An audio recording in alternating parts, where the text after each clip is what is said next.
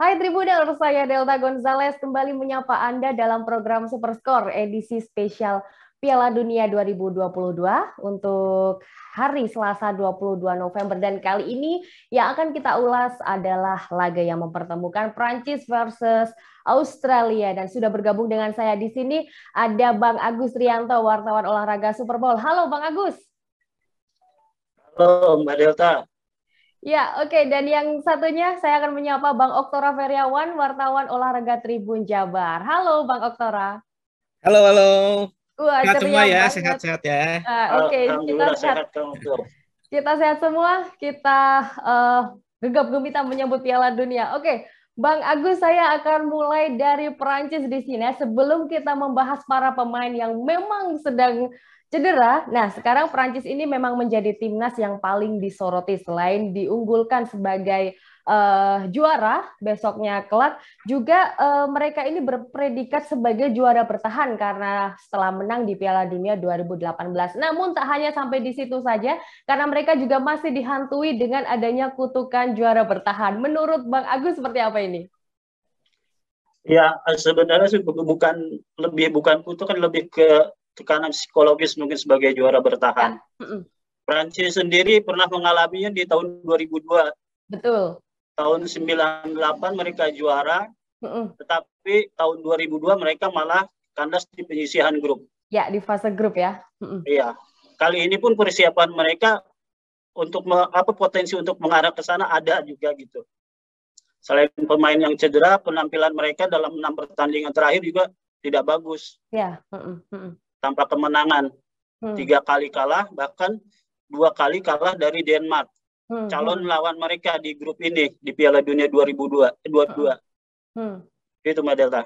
Oke, jadi kalau udah kayak gini, udah ada kutukan juara bertahan, tentunya mentalnya sangat terganggu dan juga harusnya mereka bisa kayak mengatur irama permainan, juga mentalnya juga harus tetap terjaga agar tidak dihantui rasa takut, rasa cemas maupun demam panggung. Ini sekelas Prancis nggak boleh demam panggung seperti tuan rumah Qatar kemarin ya saat berhadapan dengan Ekuador. Ya. Oke, dan Tribuners memang dalam catatan ini yang namanya kutukan juara bertahan juga pernah dialami oleh Prancis sendiri. Tadi sudah disebutkan oleh Bang Agus di tahun 2002 saat dia juara di tahun 98 dan juga Italia juara 2006 tapi kandas di 2010, Spanyol juara 2010, kandas di 2014 dan seterusnya sampai Jerman di 2014 namun juga kandas di fase grup 2018.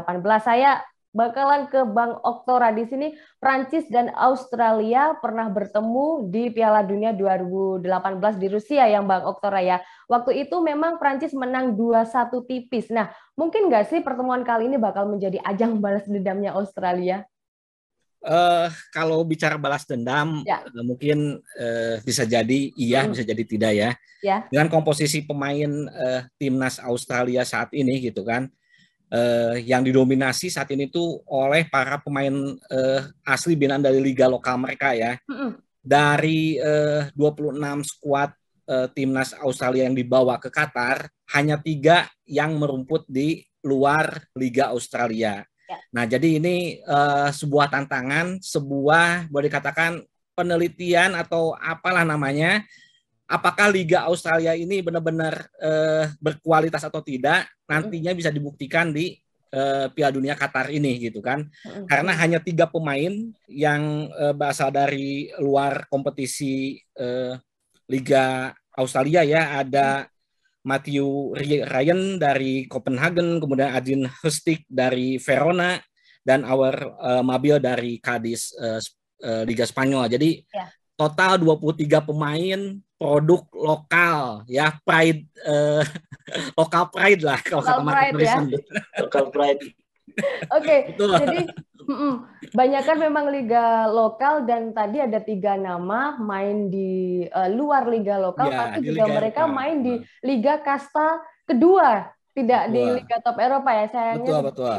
Tapi juga paling tidak sedikit ada pengalaman bermain di luar Australia itu sendiri ya. Jadi kalau bicara tentang Australia ini, kekuatan Australia saat ini gitu dibandingkan timnas Australia di Piala Dunia sebelumnya, boleh dikatakan jauh gitu ya. jauh secara kualitas, bisa dikatakan agak jauh gitu ya. Kalau kemarin mungkin di 2018 betul. Ya. Untuk lolos grup pun sepertinya sulit. Betul, sulit sekali. Mereka lolos ke Piala Dunia Qatar ini juga melalui zona playoff gitu kan, melawan Peru. Dan itu pun pertandingan harus diakhiri dengan adu penalti gitu kan. Dan beruntung Australia bisa memenangkan playoff tersebut. Nah, itu Mbak Data. Iya, apalagi di satu grup D ini masih bisa berhadapan dengan Denmark dan juga Tunisia yang belum tentu Tunisia bakalan mudah menyerah ya sampai di sini. Ya, saya ke Bang Agus lagi. Nah, kita akan ngomongin seputar cederanya Prancis yang memang menjadi momok menakutkan kali ini ya. Mendadak sekali satu Prancis menangis karena pemegang Ballon d'Or ternyata tidak bisa ikut andil dalam gelaran Piala Dunia kali ini. Bang Agus, banyak rentetan cedera yang menghantam skuad timnas Prancis yang paling vital memang hilangnya Karim Benzema ya. Nah, menurut Bang Agus, siapa sosok pengganti ataupun peran pengganti dalam lapangan ketika Benzema tidak ada, tidak bergabung? Untuk posisi penyerang tengah, saya rasa masih ada Olivier Giroud ya. Giroud, ya. Ya. Di Piala Dunia 2018 pun Giroud jadi salah satu tulang punggung Prancis jadi juara dunia. Untuk kali ini pun, musim ini pun penampilannya di AC Milan masih cukup stabil. Ya. Sebelum ke Qatar dia sudah mencetak 9 gol dari 19 pertandingan di Liga Champions dan Serie A. Untuk Piala Dunia kali ini pun mungkin dia memiliki motivasi sendiri karena saat ini dia menjadi pencetak gol terbanyak kedua di timnas Prancis dengan 49 gol dari 114 pertandingan. Cuma kalah 2 gol dari Thierry Henry. Oke. Jadi memang Olivier Giroud bisa digadang-gadang sebagai penggantinya Karim Benzema. Waktu itu saya pagi-pagi ngecek headline, ternyata Karim Benzema out dari skuad yang dibawa oleh Didier Deschamps.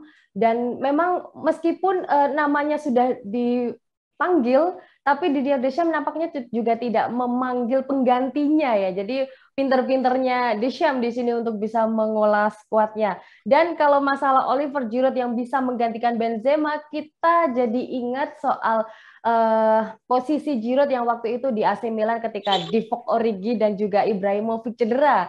Dia menjadi pahlawan penggantinya. Apakah dia bisa nanti di skuad Prancis? Kita lihat saja. Oke, kita ke Bang Oktora. Tadi sudah dibilang kalau skuad Australia itu kebanyakan memang anak-anak lokal ya, lokal pride kata Bang Oktora tadi. Tapi juga nampak lebih menjanjikan dong ya, ini karena hubungan antara pelatih dan pemain juga sudah lumayan harmonis. Nah, di sini sebenarnya seberapa besar peluang Australia bisa mungkin menahan imbang atau bahkan mengejutkan bisa mengalahkan Prancis di laga ini, Bang Oktora? Iya.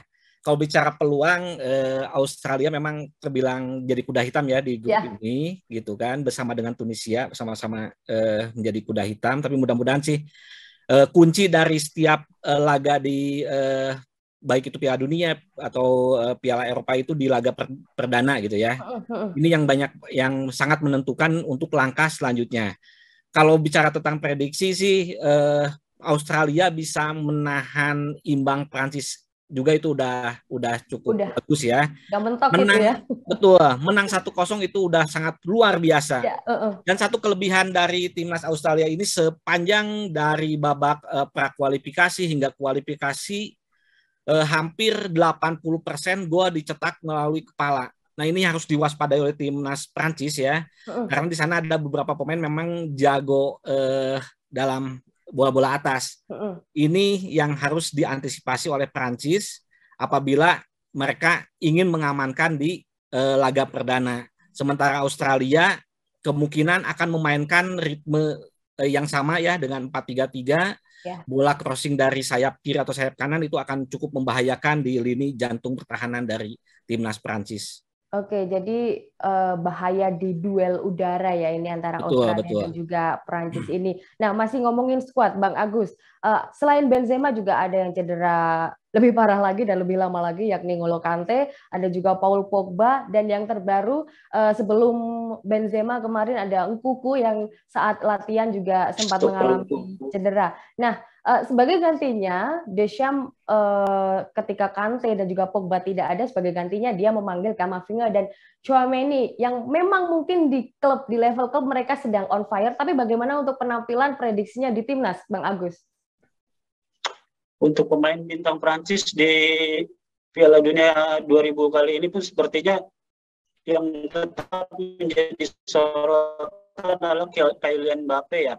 Ya, Mbappe. Karena dia digadang-gadang sebagai pemain muda berbakat yang bakal jadi pemain terbaik dunia.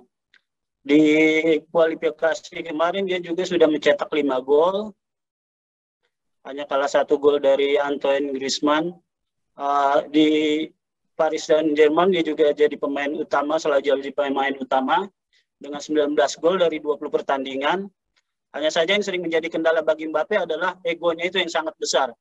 Kalau dia bisa mengatasi egonya sendiri yang tidak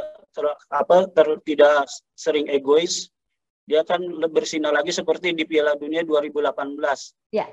4 tahun silam dia kan mencetak 4 gol. Salah satu di antaranya dia buat ketika mengalahkan Kroasia di final 4-2. Kali ini pun kalau dia bisa mengatasi egonya, bisa jadi dia akan lebih bersinar lagi.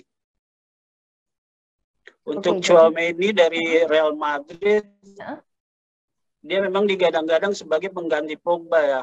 Ya, benar. Penguasaan bolanya, skillnya disebut-sebut mirip dengan Pogba. Dari di Real Madrid sendiri dia musim ini sering menjadi andalan dari Carlo Ancelotti.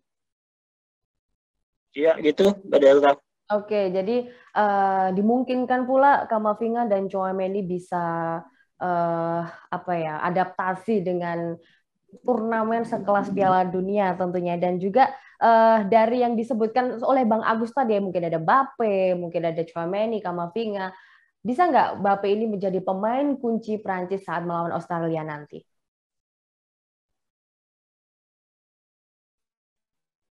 Halo, Bang Agus? Tolong diulang, Mbak. Oh iya. Ya, tolong diulang. Dari pemain-pemain yang disebutkan Bang Agus tadi, ada Mbappe mungkin, atau Camavinga, atau Tchouaméni, bahkan Giroud, siapa yang akan menjadi pemain kunci saat Prancis bertemu dengan Australia nanti? Saya rasa tetap Mbappe, Kylian Mbappe. Ya, tetap Kylian Mbappe. Musim ini pun dia lagi on fire. Ya.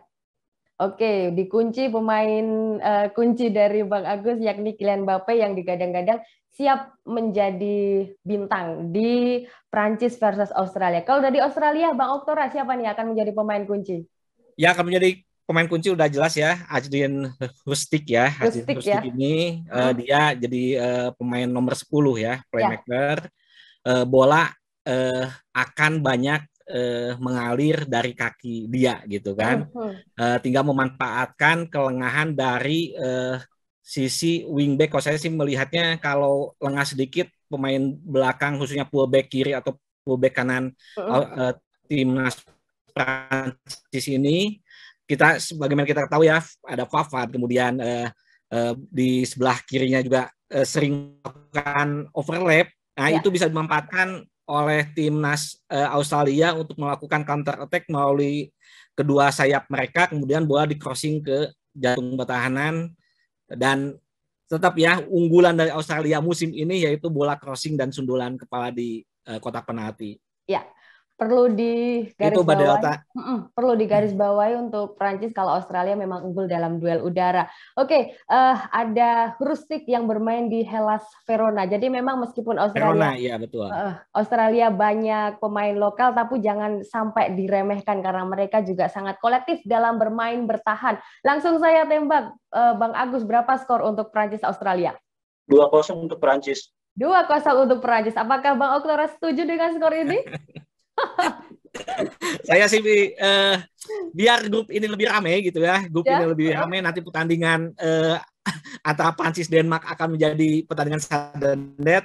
Saya sih unggulin Australia menang cukup 1-0 aja. Waduh, ini menang tipis ya, cukup 1-0 sama-sama. nggak ada gol balasan di sini ya. Oke, itu dia ulasan kita dari grup D seputar Prancis versus Australia, dan terima kasih banyak untuk Bang Agus Rianto, wartawan olahraga Super Bowl, dan Bang Oktora Feriawan, wartawan olahraga Tribun Jabar untuk ulasannya.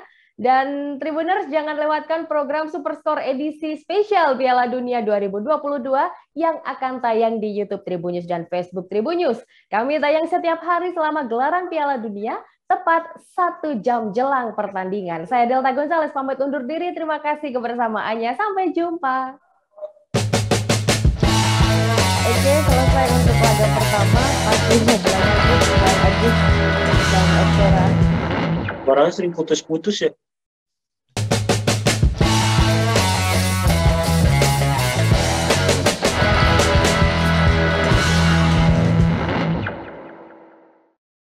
Jangan lupa like, subscribe, dan share ya!